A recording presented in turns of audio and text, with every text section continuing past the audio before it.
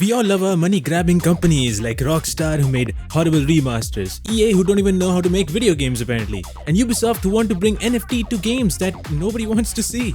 But don't worry guys, when bigger companies don't give you the games that you want, indie developers, well, they will fulfill your dreams. So in this video I'll be talking about the best indie games of 2021 that a lot of people should play. Number 5. Last Stop. Last Stop is an adventure game following the stories of 3 different characters who are not related to each other in any way, shape or form, but have some really crazy stories to tell. And the best part is all of them are supernatural. It's a really awesome game which reminds me of Stranger Things somehow, without the awful slow part in Season 3. The game is very mysterious and even funny at times. It's one of those games where it gives you options to fill a dialogue where you have to choose, but it doesn't really have some consequences, but it's mostly about getting to know about the story as you walk or run in million different camera angles. I promise you, you will actually have a lot of fun with the game's story. Number 4. 12 Minutes. This game is incredible just because they got voice actors such as William Dafoe, James McAvoy and Daisy Ridley voicing their characters. This is a top-down murder mystery loop game where players must unravel a mystery which is a decade old, which will then unlock multiple endings. The game relies on your choices a lot more because if you choose the wrong choice, the game plays in that direction, which then ends up you getting killed or you forced to restart the loop once again and you have to do everything all over again. This thrilling indie title is like a plot for a movie which keeps you invested on what this mystery is and what happened in the past as you keep on playing your same day over and over again. And yes, the story gets a lot weird at the very end. Number 3. Little Nightmares 2. This was probably my favorite indie game because it was horror.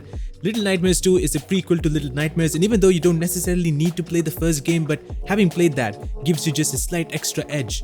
Overall, it's a game where the little you is going through this nightmarish world where everyone is hypnotized to watch TV screens, in a world where everyone is insane towards watching TV screens so much that they want to kill themselves. Hopefully that is not us in a few years.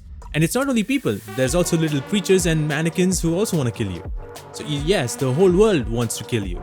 It's a horrifying experience where you run for your life, hoping to find a way to fix what's happening, but it ends up being something else entirely. It's super interesting in its storytelling with multiple puzzles and incredible moments. Feels like you're a superhero in this game at the same time. Number 2. Kena Bridge of Spirits. This is the very first game from the studios of Ember Lab, where you play as Kena, who is a spirit guide trying to help spirits who are trapped in this world to move along. But a masked spirit is trying to stop you from doing that by corrupting the local forest, which leads you on this adventure to stop the spirit and set him free too. You go through these villages and forests and destroy all the corruption by fighting different monsters that might remind you of Dark Souls, since the battles are somewhat like that. You do also get a lot of boss battles in various areas, some of them are easier than the others. But you do meet a lot of cute characters on the way like Rots who will help you in various ways. The whole world itself is beautiful with amazing voice acting, animation and storytelling. A game that many describe as Disney's Dark Souls. And number 1. Inscryption.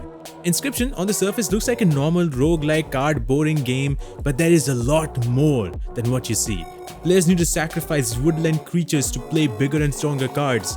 Those cards will talk to you as well, which is, yeah, it sounds insane, but that's what it is. The game is full of twists and turns with a narrative that is kept secret in this horror game where there is something sitting across you, some sort of a devil with yellow eyes.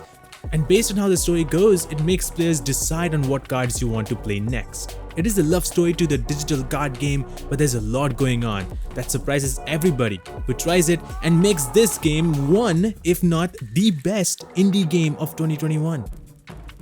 Well, these are the top 5 games that I believe were great in 2021, but don't get me wrong, there's tons more like Death's Door, Road 96, Sable, and so much more games that you should definitely try out. But these were my top 5 that I believe you should definitely try out and you will have a great time.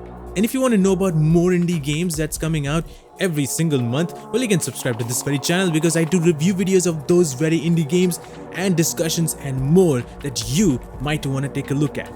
So definitely subscribe, hit that bell icon so that you know when the video is coming up, and I'll see you guys in the next one.